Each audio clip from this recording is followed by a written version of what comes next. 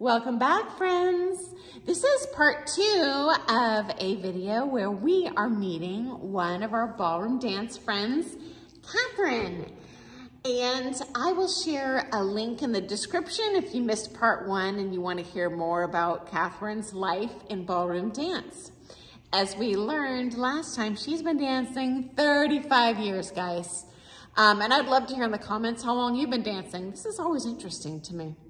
And so the last question we answered was kind of what her favorite ballroom dance lesson looks like.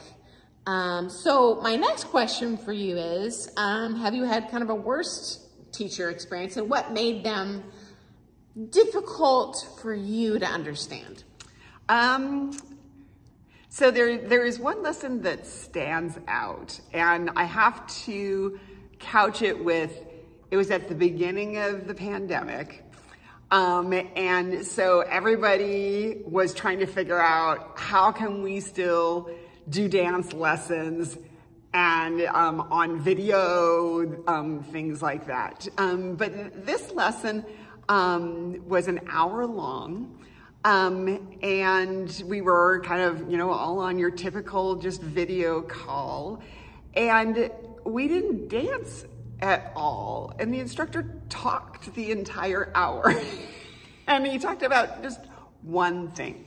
And I found that very unhelpful. So, and I recognize that it was really hard during the pandemic, but the biggest part of it is that you need to be dancing during it. You can't just be talking about dancing. And even if you are talking about how to do something in dancing, for me, I need to be doing it myself. So, and I just have to give kudos to all the dance instructors who did, make the effort to, bring up video lessons. It kept so many of us going during the pandemic when we were shut in, and it was just so awesome, every couple of days to roll up the rug in my living room and push the furniture off to the side of the room and, hook my computer up to the big TV screen and just dance in front of people. I don't know if many of you recognize, but when a dance instructor does that, they have to switch in their mind, kind of rotate right and left and front and back and dance in a completely different way than either lead or follow in order for it to make sense to the person who is watching the video. And some instructors did an absolutely amazing job at doing that. I think there's something different about their brains in terms of their ability to do that. And so just a big shout out and thanks to all the instructors that really kept dance going. And some instructors, just did really small and very socially distant classes, and I really appreciated that too. And Catherine has a great point here. That pandemic was a dumpster fire for the ballroom dance world, because that's what our joy is. And it's real hard to do it alone in your living room. And to tell you the truth, that is the entire reason I started this channel. I am so not a social media person. I've never looked at TikTok or Instagram, or that's just not me. And our studio owner was like, Sonny, you have to do something, because these people are at home, isolated, depressed, getting out of shape, forgetting what they're learning. And she kind of made me do it. And to this day, I struggle teaching just, I do little weekly technique videos. And it's very hard for me because I've never once learned dancing from a video. It's a foreign concept to me. Like, I'm not good at it. I admit that, because all of my dancing learning experiences in person, that's how I learn best, because I'm not super verbal in how I conceptualize things. So I'm like you on that. If someone just talks at me for 45 minutes, I'm like, yeah, well, I might as well burn my money. So anyway, that is a really good point. And so you've been dancing 35 years. Now, you've mentioned you've done visiting coaching. How far do you drive for your lessons, or fly, or how does that work? Yeah, so I will oftentimes kind of tag some ballroom dances and ballroom lessons onto places that I'm going anyway. So when I go visit my parents, you know, there's a studio that's kind of near where they live. And any time I take a trip, I mean, part of the trip planning is Googling ballroom dance in that particular city and finding a studio. And just showing up for like one of their social dances, which oftentimes have a short lesson ahead of them. I always try to go to those lessons because that's where you meet the potential partners during the rest of the dance. And so it's just a nice way to kind of, you know, get introduced to people in a place, you know, that you've never been before. I've done this in many, many cities, and I think it's a tribute to the ballroom dance community that I have always felt safe. I have never felt, you know, in any kind of danger or awkward situation doing that. But that is something that of course you would want to keep in mind, you know, like what area of a city is this ballroom studio in, and making sure that you have safe transportation to it and things like that. But I think once you're at the dance, again, the ballroom dance community is just so wonderful that you'll be fine once you're there. And guys, as you know, this is one thing I love about ballroom dancing. We're a worldwide community. I have social dance as well all over the world, and it's like a shared language. We don't have to even say a single word. We can do that together and feel that joy together. I've never, ever, anywhere in the world worried about leaving my purse and wallet on the table. I've never once had an issue. Trust me, I've danced a lot. Never had an issue.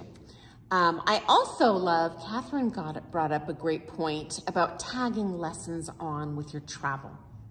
I even encourage people to do this if there's not the best of lessons available in that city. You might learn something. It's always fun to scope out a new studio. If the lesson stinks, hey, call it a supervised practice.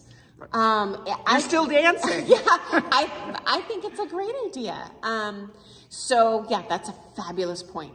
Now, how do you balance your ballroom dance life with your work life? Do you work? Do you have a family? Like, how does that all work? Yeah, well, so that explains the 15-year gap in dancing, because that's when I was, you know, super involved, working full-time and raising 2 kids. And so actually once my kids, you know, kind of became teenagers, and, you know, teenagers kind of like get lives of their own, that's when we kind of get our lives back too. And so that's when I started dancing again, because they had an activity on Thursday nights, and so Thursday night became my dance night. And so, you know, carving that out, because we all deserve to have kind of our own lives and our own activities there. And so now that I'm an empty nester and I've sent them both off to college, I have a lot of time to dance. So it works out. It's making it a priority. And so, you know, you have to balance, I'm going to dance on Friday night, and that means I'm going to spend Saturday morning, you know, doing my household chores and things like that. So I definitely feel that struggle, guys, too. You know, I'm a mom. And I have a real old-fashioned husband, especially by American standards. Like, I get up early, everyone gets breakfast in bed, I do all of the child, everything, the homework, the driving to school, to sports, to music lessons.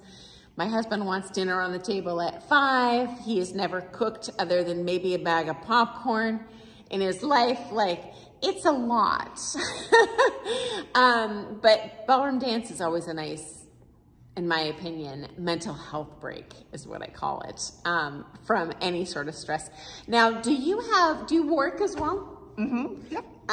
Is it okay to share kind of what you do for a living? Sure, yeah. So I'm actually a physician, but I have just a very... Dr. Catherine, hello. So Sunny should know that, because, you know, when she starts talking about things, it's like, okay, so does that mean that my femur is aligned with...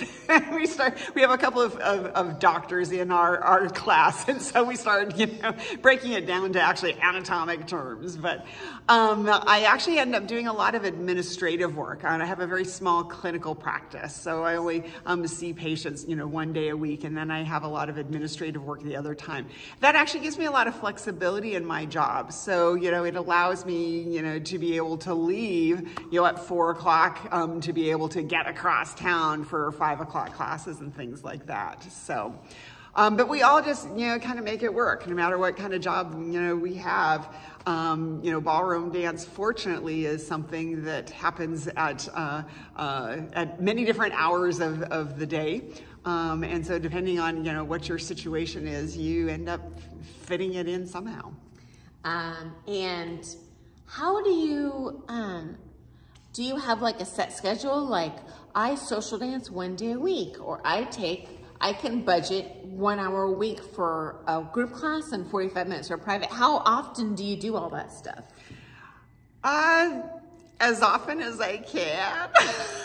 So I have a 1 class on Monday and 2 classes on Tuesday and 2 classes on Wednesday and Sunday's class on a Saturday morning and another class on Sunday afternoon. And then we usually try to get 1 or 2 social dances in.